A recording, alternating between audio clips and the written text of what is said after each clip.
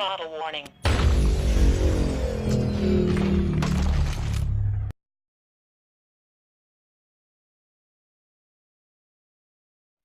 What's up, y'all? You checking out the Frequent Flyers RC Chop Shop. I'd like to welcome you guys back. This is a new segment that I'm starting. This is the Chop Shop Quick Fix.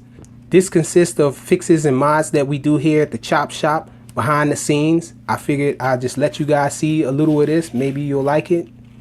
So first up, here you can see we have the King Kong Tiny 6 there. And we're not really going to do any mods to this thing. I just have it here to show you guys something real quick. This thing is now using a Flysky receiver. Now when I received my AR Fun 90, it had a Flysky receiver in there, and for some reason, for the life of me, I couldn't get that thing to bind to my Flysky FSI6. It just would not bind, so I ended up removing it, and I used a satellite receiver, DSMX. That's my go-to receiver. I usually use that in my brushless builds. So I had this Flysky receiver, but recently my son has been becoming increasingly interested in FPV, so I wanted to make him a little FPV quad or whatnot, and so I had this a receiver here laying around. I forget what's the name of this receiver here, but it wouldn't bind to the Flysky transmitter, and I finally figured it out.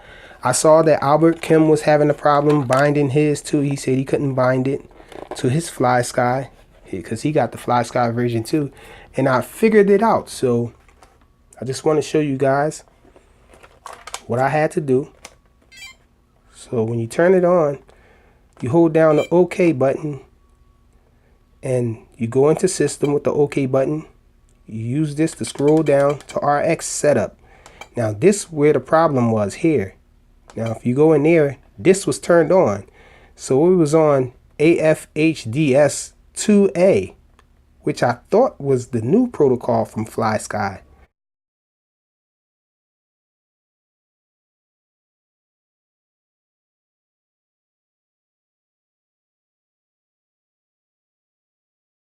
But anyhow, once you turn that off and put it on the standard, the normal version for the standard, and then it binds with no problem. You just turn it off and then you hold this button down and hit the switch like that, and it goes into RX binding mode, and it bind it right up really quick. So now I have done that, binded this.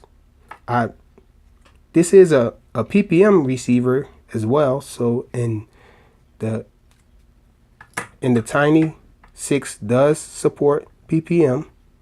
You have to get your magnifying glass out for it though. Once you remove this canopy here, it's very, very tiny on the bottom. I had to use my phone to magnify it so I can see what the heck the letters were. And all the way on the end here towards the front, there's a little PPM pad, and it's right next to the RX pad. So that's the pad you have to go to, and you have to of course use the 5-volt pad in the ground. And I made this little FPV system here. This came from the MJX Bugs 8, and as you can see, there's an antenna here. I went inside because it was seemingly bad reception, not so good reception with it, and I was wondering if it was an antenna inside there. I was going to try to pop it out and improve it, and sure enough, this large thing was in there. So I just used the heat gun to heat up my screwdriver and put that hole there for this to come out of. And so now we have the antenna on the outside, and here, as you can see, this MJX mount here, it fits on this exactly. I put a hole in there so that this little clip here can go into it, but it was still a little loose. I didn't like how loose it was. Plus, we're dealing with a kid here. I was making this for a kid, so I ended up crazy gluing this thing onto it. So now it's a little FPV system here with this And he should be okay with this. And this does pop off, so you're not stuck with this on there. I can still use this on my bugs, transmitters and all. It even works on my other MJX transmitters. It just pops on. That little concave hole there just pops on this little circle there, and there it is. And you can hold this channel button, and I don't know how many channels this can connect to, but it must be quite a few, because it connects to everything that I have that's given a FPV signal. You just hold this channel button down for a little while, maybe 2.5 seconds, and it starts to scan, and it automatically locks on whatever signal it's finding in the area. So, and you can adjust it manually. It has a menu and all of that stuff. You can adjust the brightness and all of that stuff. So hopefully he takes care of this, and this will be his new FPV system. So moving along here, we have this here, which is the ELF, the DYS ELF. It's a brushless micro, or a tiny whoop.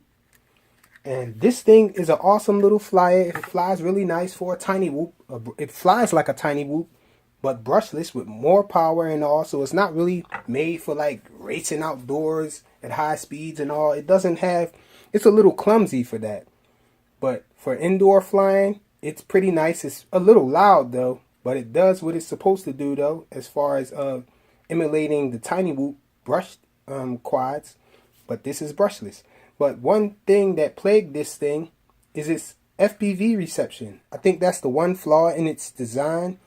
The FPV antenna is underneath here, and it gets sandwiched in by the battery once you stuff the battery in there. Well, it had another bad thing about it too that was already fixed by me. I added a JST connection. It had some kind of weird connection. I don't know what the connection was, but I was peeved about that, so I immediately switched it to JST. So now I'm just left with this problem here with the antenna. So I plan to solve that now. I have this antenna here,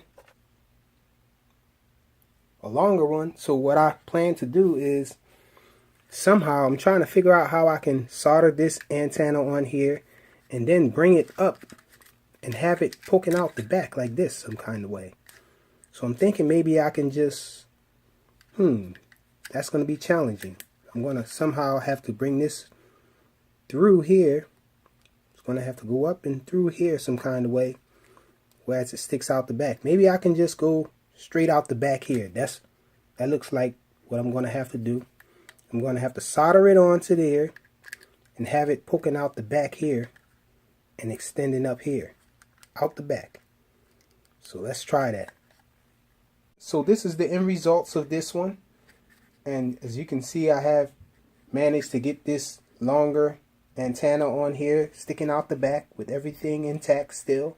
No modifications to the structure or the body of it. I just stuck the antenna through there, soldered it in here. It works a little better, but still not perfect. There's definitely something going on with the VTX system on this one. It doesn't break up as bad as it did, but when you fly far away, it still flickers a little. And so just kind of annoying, but it does work better than it did before. No total loss of the picture, but it does still flicker when you fly a little distance away from yourself. So this could benefit from a 200 milliwatt transmitter, and that's about it.